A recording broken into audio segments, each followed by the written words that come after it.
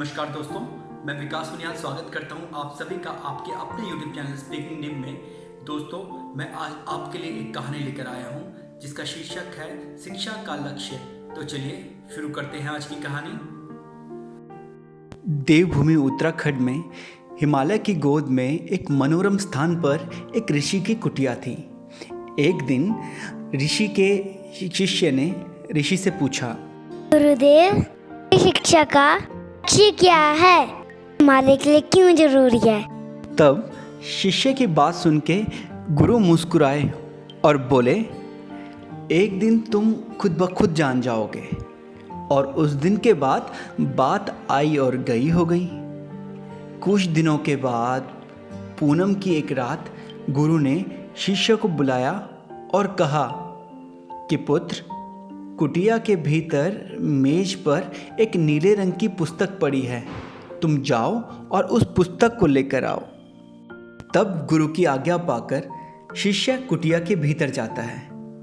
जैसे ही शिष्य मेज के नज़दीक जाता है तो वो क्या देखता है, वहां पर तो पुस्तक के ऊपर एक सांप बैठा हुआ है। शिष्य घबरा जाता है, जोर से चिल्लाता है। वो जोर से चिल्लाता है और घबराता हुआ गुरु के पास आता है और बोलता है, गुरुदेव, गुरुदेव, यहाँ पे इसके ऊपर सांप बैठा हुआ है। शिष्य की बात सुनकर गुरु बोलते हैं, सांप? कैसा सांप? भला कुटिया के भीतर सांप कहाँ से आएगा? तुम एक बार पुनः कुटिया में जाओ। अच्छा, इस बार कोई मंत्र पढ़ते हुए जाना।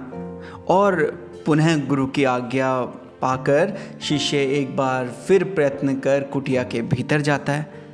मगर जैसे ही फिर से मेज के करीब पहुंचता तो देखता है वहां पर वो सांप तो ज्यों का त्यों बैठा हुआ है। शिष्य घबराता है और भागता हुआ फिर गुरु के पास आता है और बोलता है, गुरुदेव, वो सांप अभी भी वहीं पर ऐसा कि वैसे ही बैठा हुआ है।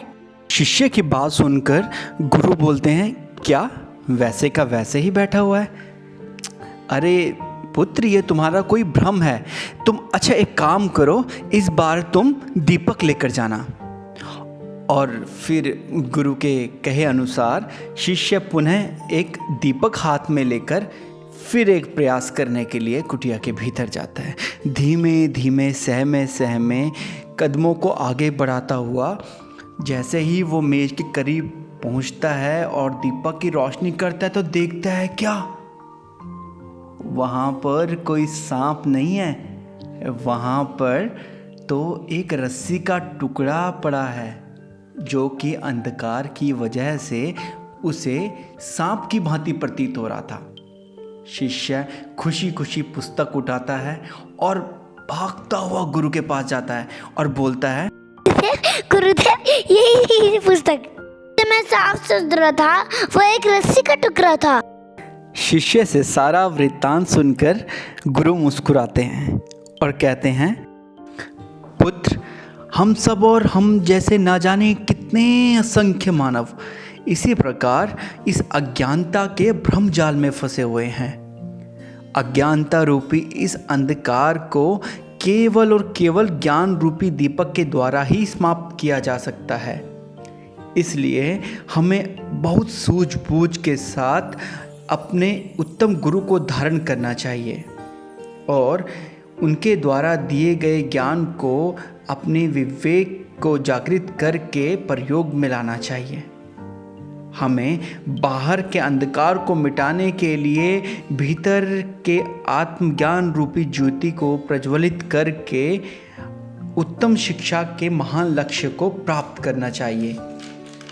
और उत्तम ज्ञान का लक्ष्य है आत्मज्ञान की जागृति और मानवता की भलाई। दोस्तों, अगर आपको ये कहानी पसंद आई हो तो प्लीज़ इसे लाइक, शेयर और कमेंट करें और आपके अपने YouTube चैनल स्पीकिंग निब को सब्सक्राइब करना ना भूलें। धन्यवाद। जय हिंद, जय भारत।